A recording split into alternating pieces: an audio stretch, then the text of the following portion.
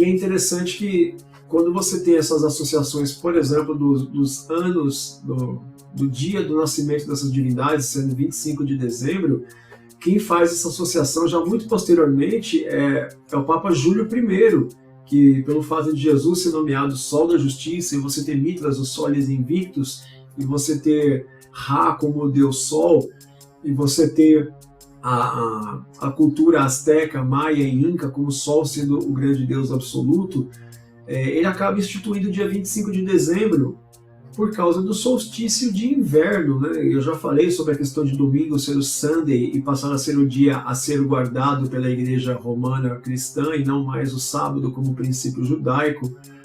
E a própria questão do mês de dezembro começa com uma radical da palavra 10, e ele é o mês 12.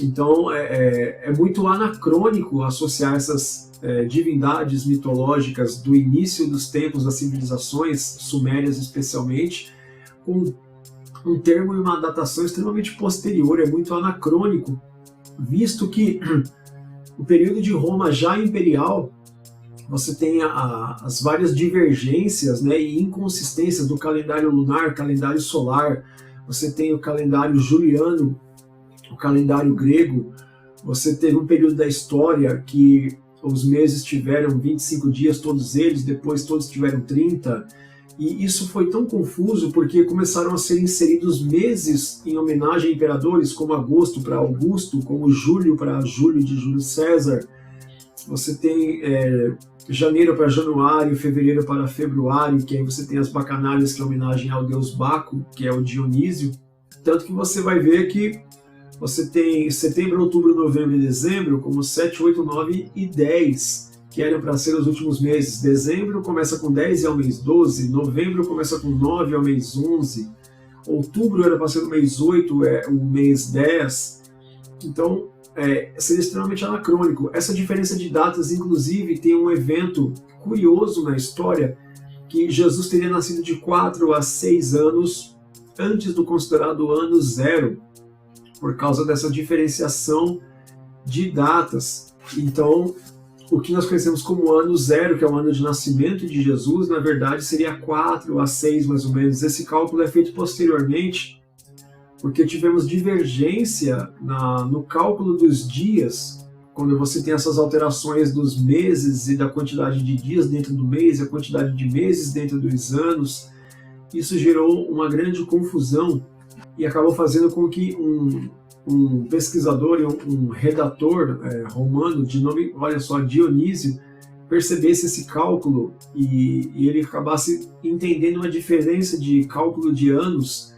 E vale considerar também que na Europa o numeral zero, por ser número neutro, ele não era considerado até relativamente recente, né? Então você tinha períodos que começavam a contar de 1 a 2, e hoje nós temos de 0 a 1. Então o numeral zero foi aceito bem posteriormente, que também afetou a forma de cálculo das eras, né? Que aí você tem o Zeitgeist, o espírito das eras, o espírito do tempo, o espírito do século, da época.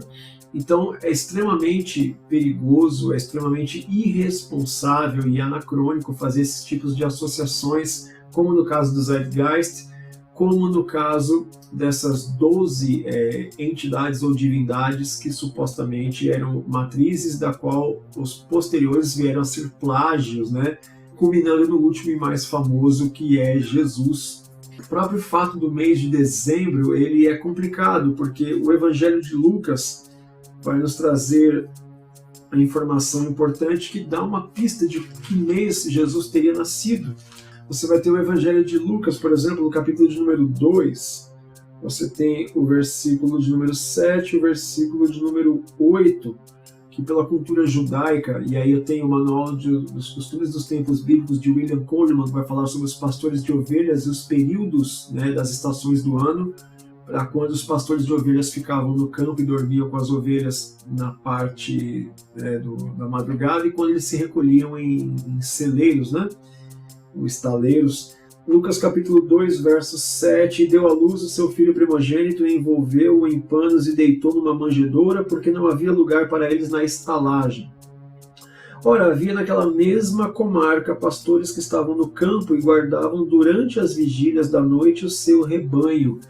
Essa indicação periódica desse costume dos pastores, de eles estarem no campo com os rebanhos, e Jesus ter tido lugar somente na manjedoura, que vem do italiano mangiare, que é refeição. Jesus é deitado num lugar onde os animais faziam as refeições e defecavam, né?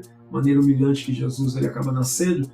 Esse texto, pelo contexto pastoral judaico, apresenta fortes indícios que Jesus tenha nascido no mês de outubro. Alguns falam de agosto, mas por essa informação de Lucas, bons comentaristas do Novo Testamento, poderia mencionar aqui pelo menos 4 ou 6. Você vai ter N.T. Wright, você vai ter Udo Schnell, Michael J. Gorman, Richard Balkan, Gordon Fee, Douglas Stewart. Alguns desses bons comentaristas do Novo Testamento apontam que muito provavelmente Jesus tenha nascido no mês de outubro por causa dessa informação de Lucas. Por que nós podemos confiar em Lucas? Porque Lucas começa o evangelho de sua autoria dizendo: tendo, pois, muito empreendido pôr em ordem a narração dos fatos que entre nós se cumpriram, segundo nos transmitiram os mesmos que os presenciaram desde o princípio e foram ministros da palavra, pareceu-me também a mim conveniente descrevê-los a ti, ó excelentíssimo Teófilo, por sua ordem, havendo-me já informado minuciosamente de tudo desde o princípio, para que conheças a certeza das coisas de que já estais informado.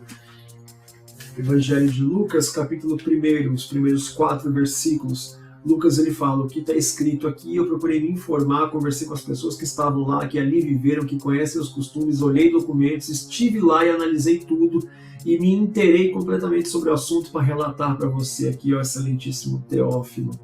Então é confiável o Evangelho de Lucas, baseado no seu caráter investigativo, uma vez ele sendo médico, possivelmente também advogado, tem um compromisso com os fatos, as provas e a verdade.